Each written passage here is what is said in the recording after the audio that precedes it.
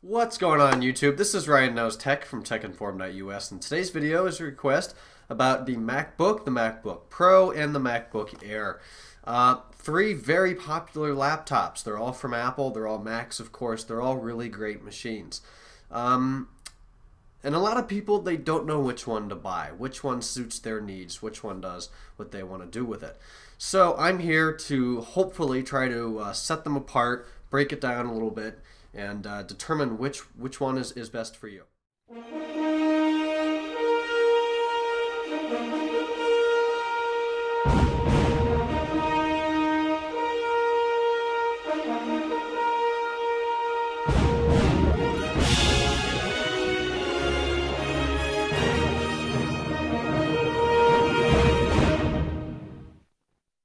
Alright, cool. So we're going to start out with the MacBook. The MacBook is one of Apple's older lines. It's been around for a while. It's a great machine. However, not their best machine, and you don't always need the best computer from Apple. Apple's low-end machine is pretty much like a PC's middle-end machine. You can still buy PCs with Pentium M processors, or as they're calling them, Pentium dual cores. That technology's been around for nearly 10 years. Apple's lowest end machine here is called the MacBook. It starts at $999. Yes, that is an expensive computer, but you're getting a very nice computer. You're getting a Mac, OS X, iLife. People don't remember that iLife comes with every Mac, and it is hundreds of dollars worth of applications, to buy the equivalent in the PC world, that is, pre-installed. So you have iLife, iWeb, iMovie, iDVD, iPhoto, really great applications to be able to use to organize all kinds of media content. So we'll get into the technical specifications of this MacBook, and then we'll talk about some physical characteristics of it and the way it looks in a moment. But size and weight, that's the first thing Apple's got listed here. It's 4.7 pounds. That's pretty light. It is a 13.3 inch display, 1280 by 800 resolution. That's the same resolution you're going to find on one of these, a 13-inch MacBook Pro. And we will talk about what distinguishes the MacBook Pro from the MacBook in just a moment. Processing, very important. It's very important what processor you have in a computer. And this is going to run your 2.4 gigahertz Intel Core 2 Duo chip. Core 2 Duo chip, yeah, it's old. It's been around for 4 or 5 years. It's pretty outdated at this point. They have not put Core i3 processors in them. They're too hot. Significant price increase. And when they updated these machines, there was a shortage of the Intel Core i series. So next update, I'm sure it'll be a Core i3. Anyhow, 2.4 gigahertz with 3 megs of L2 cache is plenty. I've used these machines paired with the graphics card, which is the 320M, also the same card you're going to find in the 13-inch MacBook Pro. 256 megs DDR3 SD RAM. It is very quick. It's perfectly quick enough. That's what I use. I use a 2.6 gigahertz MacBook Pro, but it's the same graphics card. It is plenty fast enough. Now, what kind of use is this going to be for? Video editing. Yeah, you can do video editing on it. It is not going to be as good as, let's say, a 15-inch Core i5 MacBook Pro or a 27-inch iMac with 2 graphics cards in it. It just isn't going to keep up with that. But for $1,000 in a laptop, it is very good. So lower end all the way up to basic editing, I could get by on one of these without a problem. I'll be honest with you. The video editing that I do, ScreenFlow, it would go fine. Every day I could make a 10-minute long video on this, no problems. Your front side bus is 1066 megahertz, and here's the problem with the MacBook. It comes with 2 gigabytes of memory.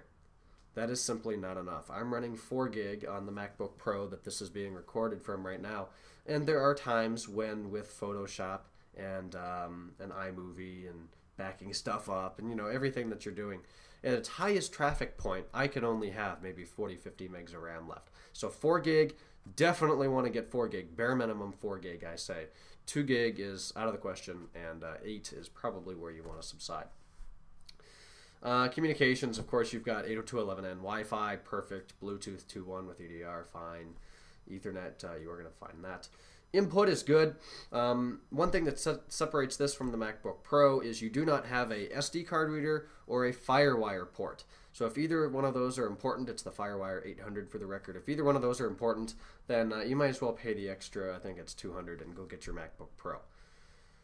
So that's fine. And then the battery here, it's 10 hours, which is the same as, guess what, a 13-inch MacBook Pro. 10 hours. They're not kidding when they say 10 hours. I've gotten 12 on mine.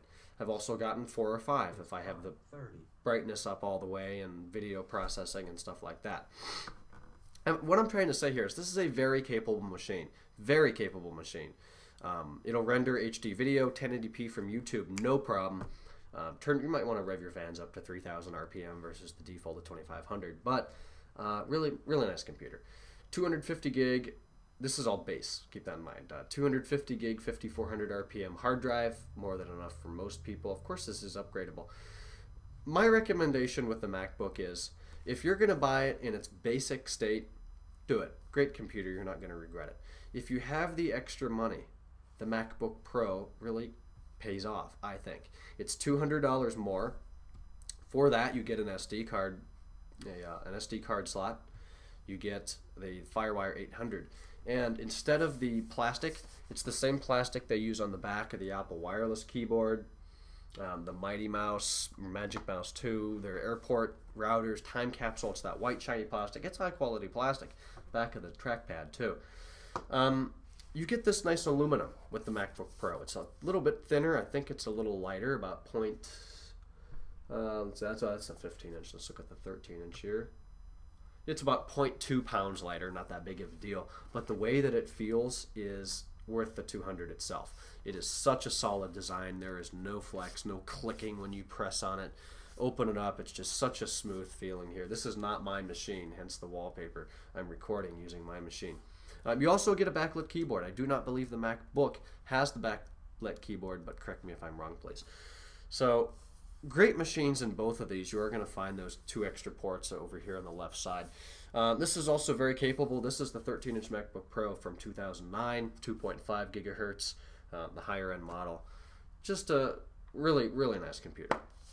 So, which is it? MacBook Pro or MacBook, or just a regular MacBook? If you've got the money, you might as well go for the Pro. Get the case, get the better performance, get better processor options with the MacBook Pro. Bigger hard drive, same graphics here. You might as well get it. If you're going to do any upgrading on the MacBook, you might want to look at the MacBook Pro. So now talking about the MacBook Pro, you've got 3 sizes, 13, 15, and 17 inches. What do you want? Well, my biggest thing here is, what are you looking to do with it? Do you want to carry it to school, work, out in the backyard, or do you want it to replace your old Dell desktop? Well, most likely, if you want to replace your desktop, go with 17 inches. It's much bigger, you're going to get much more power, and unfortunately, that price climbs to over $2,000. The 13-inch. That seems to be my sweet spot. I can carry the thing to school. It's powerful enough to sit on my desk here and do all my editing work. Plug it into my 1080p monitor. It has no problem controlling that. It's 23 inches. I've also used it on the 52-inch in the family room. Beautiful job with that in 1080p too. So again, that 13 inches is really quite powerful. That's the portable one. Plenty of power. The 15-inch, massive upgrade from the 13-inch. This is probably my next machine, even though it's a little bigger. Yeah, it's more expensive. It's about a pound heavier. You get bigger hard drives. You can get 2 graphics cards. One for basic use, won't use a lot of power, and then one for heavy-duty use with video work, more power. You can get more RAM. Actually, I think the RAM's the same. One con is you're only going to get 8 to 9 hours of battery life. 2 reasons for that: bigger screen, and you're powering more power. There's more performance available. A bigger engine's going to use more gas, right? So there's your processor options, and for the record, these are not Core 2 Duos. These are Intel Core i5s with an i7 available, and that i7, I believe, is 2.66 gigahertz, which will fly like no other. That's going to be amazingly fast. I've used these. They're great computers. And then you do get a separate audio line in port, which the MacBook Pro, it has one port. It'll serve as an audio in or out. They just needed to save some space there. So the 15 inch is a big upgrade, big price increase. If you've got the money, you need the power, go for it. If not, 13 inch is fine. 17 inch, more power. You can get a 2.5 gigahertz Core i5, a 2.6 or a 2.8 Core i7. These things will really fly. Big screen, big price tag, big weight, 6.6 pounds. Expandability, you get another USB port and an express card slot, 34 slot here. Aside from that, everything looks the same. Bigger hard drives, better graphics card, and just moves up the line as the price increases. So the MacBook Pro is really where I recommend trying to stay. If you're on a budget, MacBook is good. Now, what about the ultimate mobile individual? There's lots of people out there. Well, there it is, the new MacBook Air, the next generation of MacBooks. This is where you're going to want to go. The MacBook Air, I've had a couple chances to use both the original generation and the second, this generation. I guess this would be the second body style. And it's a very capable machine for what it is. It's the same price as the MacBook Pro, and it comes in two sizes, 11 inches and 13 inches. Unfortunately, the power is very low compared to a MacBook Pro, but compared to other netbooks on the market, it's very high. You get a 1.4 or 1.6 gigahertz processor in the 11-inch, and in the 13-inch, you're going to find the 1.8 or 2.1 gigahertz processor. Those are Core 2 Duos. Big con with the MacBook Air is it only comes with 2 gigs of RAM. And again, I highly recommend upgrading that to 4. I think it maxes out at 4. If I can find anything on memory here, I'd tell you. It's a 6 meg cache on the 13-inch at least, and that'll definitely help with the processor there. 1066 front side bus. Yeah, 4 gig maximum of the DDR3 RAM, 1066 megahertz. So you might as well max that out. Big pro with the MacBook Air. It's all flash memory, which means there's no moving parts on the hard drive. That means less power consumption, less noise, faster data processing. You're going to be able to get a 128 gig and a 256 gig solid state drive with the MacBook Air. So not only is that going to be super fast, it's not going to use a lot of power as well, which leaves you 7 hours of battery life and 30 days standby time, which is incredible. I really recommend the MacBook Air if you need to be that mobile. If you don't need to be that mobile and you just think it looks cool, you'll enjoy it for a few days. Once you try to put your foot down on it, it's not going to go anywhere. It's just not fast enough. It is plenty fast enough to do email and surf the web and stuff like that. But to do any video processing, it does have the same graphics card this does, but the processor there simply is not capable enough. I have used it and tried this. Will it do it? Yes, it'll take a while and it will get hot, trust me. And then there's the SD card slot on the 13, which is very nice. 2 USB 2.0 ports, mini display port, no Ethernet, but you can buy a dongle for it, microphone of course, and then your MagSafe power adapter. Again, and Wi-Fi and Bluetooth 2.1 plus CDR. So Apple in general has a fantastic arrangement of electronics here for us to choose from. Lots of laptops. We'll get into desktops later if anybody wants to see that. The Mac Pro, which I think still needs an update, and the iMac and the Mac Mini. But you know, it's up to you which one you want, the power, how much power you want, how much money you want to spend on it.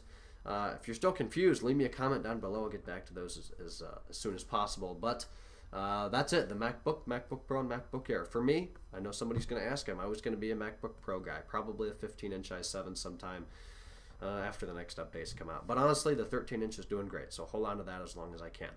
That's Apple's laptops, guys. Thanks for watching the video. Please subscribe to the channel if you haven't. My personal Twitter is twitter.com/JamesRSchultz. You're going to find that link below. Our website is techinform.us. Lots of tech information there. Thank all of our writers who have been writing posts. More to come, I hope. Looking really good over there. And then tomorrow night, be sure to catch us live, as we do every Tuesday night from 7, actually 8. I keep saying that. It's 8 to 9 p.m. Eastern Time now. We changed it on ustream.tv/user/techinformus. Links below. So thanks for watching the video. Like it, thumbs up, whatever it is now. Leave me a comment, subscribe, and I'll see you guys tomorrow. Bye-bye.